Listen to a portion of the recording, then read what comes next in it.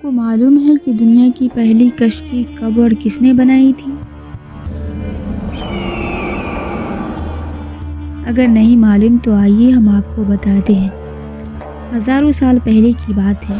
اللہ تعالیٰ کے نبی حضرت سیدنا نوح علیہ السلام کا زمانہ تھا۔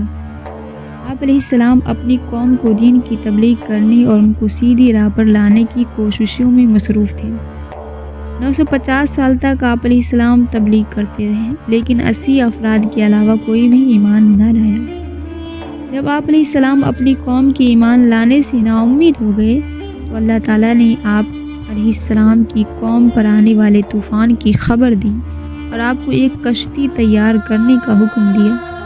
ابھی طوفان آنے میں 200 سال باقی تھے اور آپ علیہ السلام کو کشتی بنانے کے لیے لکڑی کی ضرورت تھی۔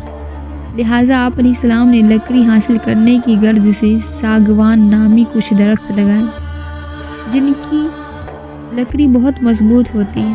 یہ درخت 100 سال میں تیار ہوئے۔ اس کے بعد آپ علیہ السلام نے ایمان لانے والوں کے ساتھ مل کر دنیا کی پہلی کشتی بنانے کا کام شروع کر دیا۔ اس دوران آپ علیہ السلام کی قوم کے برے لوگ آپ علیہ السلام کو طرح طرح سے ستایا کرتے اور دل دکھانے والی باتیں کرتے تھے، لیکن آپ علیہ السلام صبر سے کام لیتے رہے اور ان لوگوں کی باتوں پر توجہ دیے بغیر کشتی کی تیاری میں لگے رہے۔ پتہ ہے دنیا کی پہلی کشتی کتنے عرصے میں تیار ہوئی؟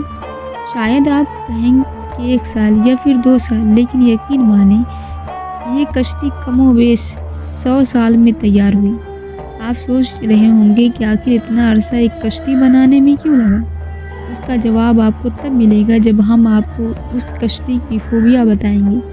چنانچہ دنیا کی پہلی کشتی کی چند خوبیاں یہ بیان کی جاتی ہیں۔ یہ کشتی ایک قول کے مطابق 300 گز لمبی، 50 گز چوڑی اور 300 گز اونچی تھی۔ کشتی کا آگے کا حصہ مرغے کے سر جیسا اور پچھلا حصہ مرغے کی دم جیسا تھا، جبکہ نیچے کا حصہ کسی پرندے کے پیٹ کی طرح تھا۔ کشتی کو تارکل کے ساتھ لپٹا گیا تھا۔ کشتی میں 3 دروازے تھے جنہیں کشتی کے ساتھ جوڑنے کے لیے لوہے کی کیلوں کا استعمال کیا گیا تھا۔ کشتی میں 3 منزلیں بنائی گئی تھیں۔ سب سے نیچے والی منزل درندوں اور پرندوں اور حشرات الارض یعنی زمینی کیڑوں کے لیے تھی۔ درمیانی منزل چوپائے وغیرہ اور دیگر جانوروں کے لیے تھی، جبکہ سب سے اوپر والی انسانوں کے لیے تھی۔ اگر آپ لوگوں کو میری ویڈیو اچھی لگتی ہے تو میرا چینل سبسکرائب کر دیجیے گا، مہربانی ہو۔